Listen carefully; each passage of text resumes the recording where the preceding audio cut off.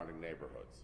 For months, we've been collaborating with city departments, local businesses, and organizations to ensure the success of this year's parade. We're thankful for all of those who've been part of the work.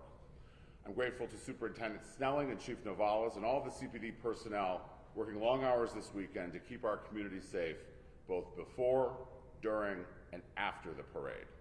I also want to thank folks from OEMC, Fire, Buildings, Public Health, CTA, Business Affairs, Finance, CDOT, and Streets and Sanitation for all their work in putting together a successful event. I want to thank Jolie Robinson and the Center on Halsted for being an amazing partner in everything we do on this street and in this community. It's going to be a hot one on Sunday, and we want people to pace themselves, drink water, get some AC, get some shade, because it's a long day, and we want to keep everyone safe. We do have cooling buses as well in the area.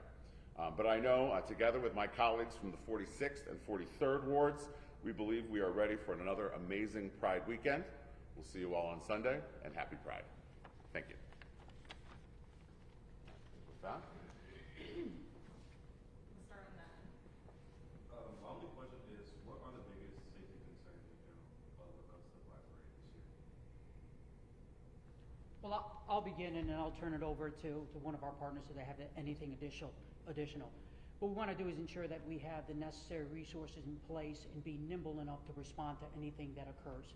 What we did in preparation for that is we looked at after-action reports for the last few years and tried to find gaps, be innovative on what we would create to put in that position, so that way we can respond quicker, be in there swiftly and quickly and take an action right away will help subside a lot of that. Getting ahead of it's probably the most important thing that we want to make sure so we can ensure that safety.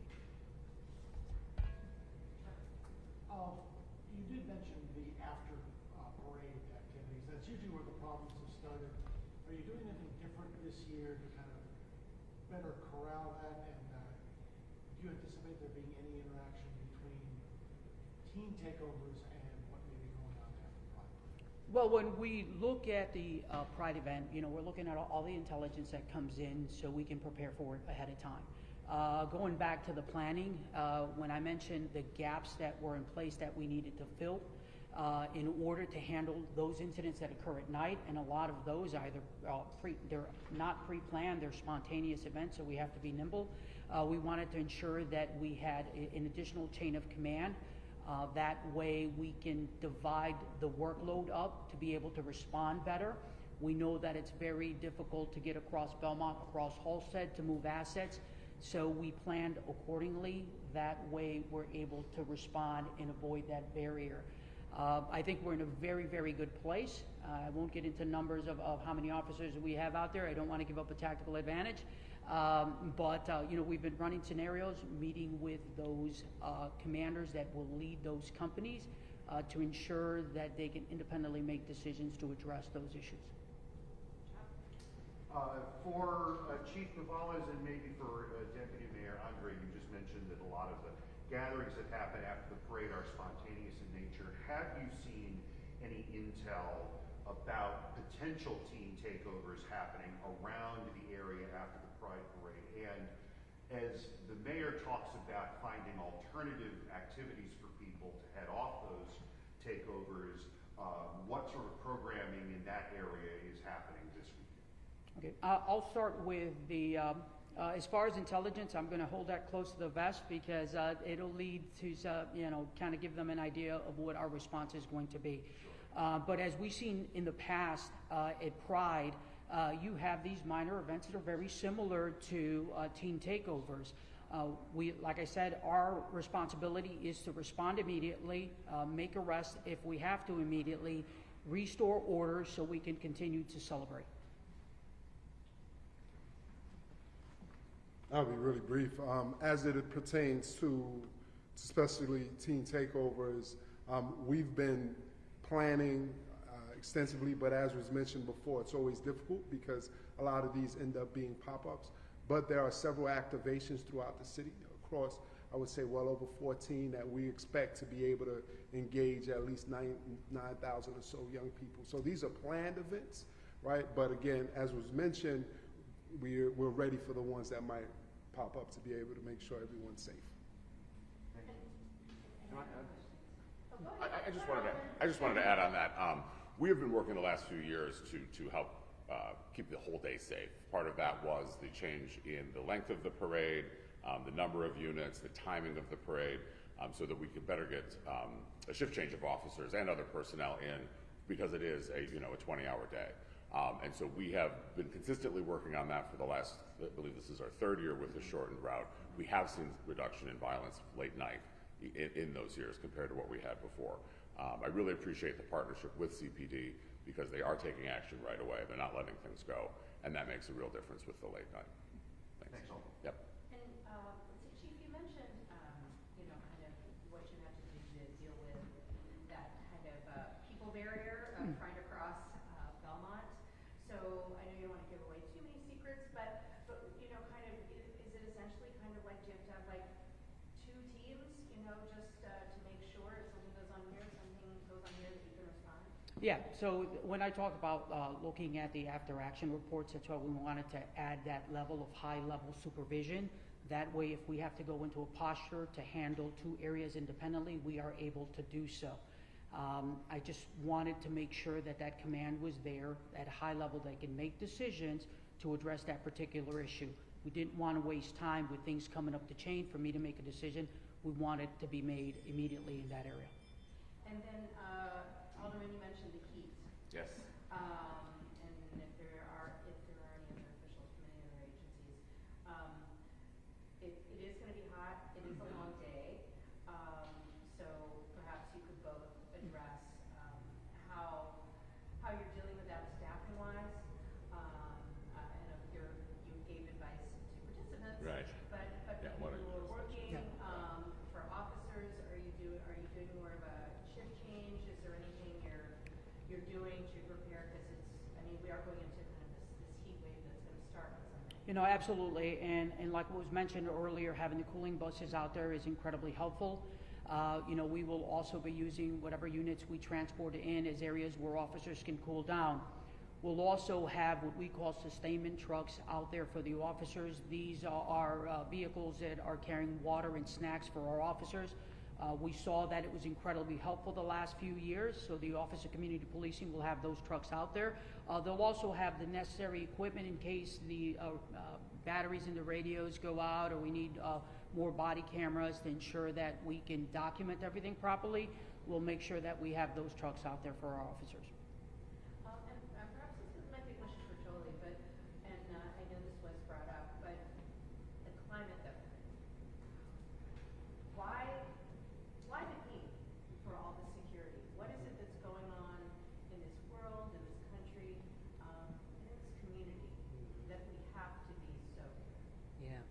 Yeah. A couple of things are happening, right? So we know that Pride Month is super, super important for us as a LGBTQ plus community. Not only to make sure that we're rooted in community, but that we're celebrating the joy and the history of what it has meant for our LGBTQ plus community to experience the freedoms that we have today. We also know that there is a national climate of folks being targeted because they are a part of the LGBTQ plus community. And specifically, we've seen policies, we've seen language directed towards our transgender community that is troubling and harmful.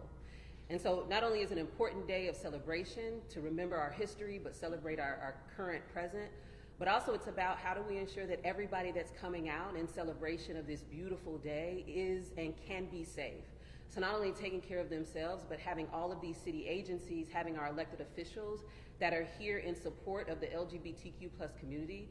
I can say as the CEO of Sterling Hall said, I've felt that support from our elected officials, from our city agencies, and I'm grateful that not only for the day of Pride Month, that they're thinking about our safety as a community, they're thinking about the surrounding community, but 365 days of the year, we know that the city of Chicago is an inclusive and affirming city, and so we're super honored and grateful to have that safety as well. And people know that. Absolutely. People know that, not just those residents that live in Chicago, but across our country. We know that people see the city of Chicago as a beacon of hope. They see the way that the policies and our elected officials are here in service to and alongside many of those in our LGBTQ plus community. I can say with such pride that we have one of the queerest elected official contingent at the city level. And so that voice and that perspective is super important and validating for us. And I know there have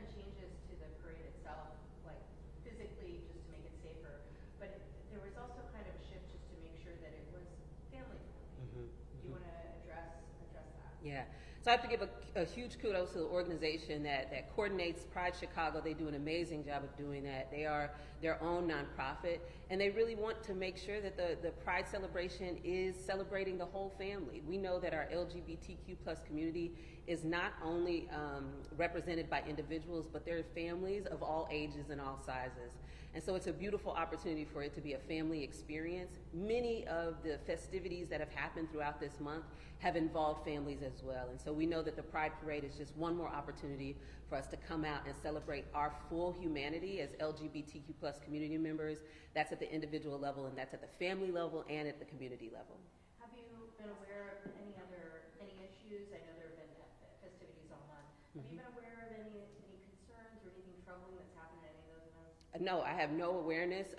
We have a very close relationship, not only with the local CPD agents that secure us here at Center on Halsted, but across the city. And so we haven't been made aware of any of those things. We know that they activate, even if we have some concerns, they come quickly if we have some concerns.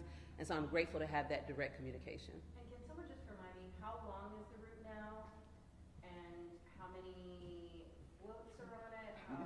How long is it? It's very long. No. On a hot day, it feels like it's about 10 miles, but I believe it's closer to 2.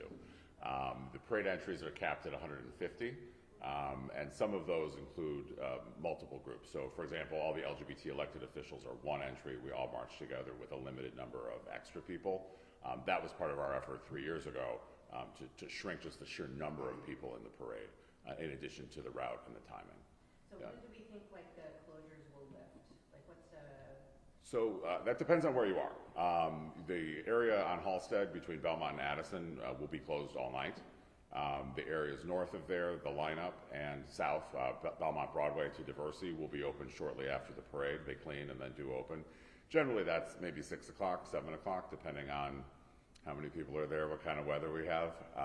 But Halsted itself and those areas that a little bit closer to the train, Belmont Clark, will be closed throughout the night.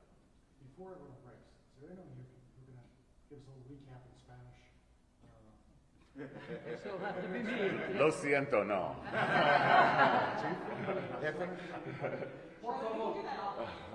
Yeah, we could do it on the side. I don't know, never mind. Because then we can get coverage. Yeah, that's okay. The chief can do it. Yeah, I would need a little time to prepare it. I got to shift the brain from English to Spanish here, you know. But I'll be more than happy to. And then how many people have we had in the past? I've heard numbers before. Hundreds of thousands? It's one of the. It's our You know, largest. Yeah. I've heard it was 1 million a few years ago was a statistic. I don't think that we're at that peak anymore. I mean, it's hundreds of thousands. I wouldn't be surprised if it's 500,000 people. Do you anticipate the same number, or do you think because of kind of the climate, there may be people? You know, they asked us this last year too, and I think there's more people who feel the need to participate because of the federal climate right now.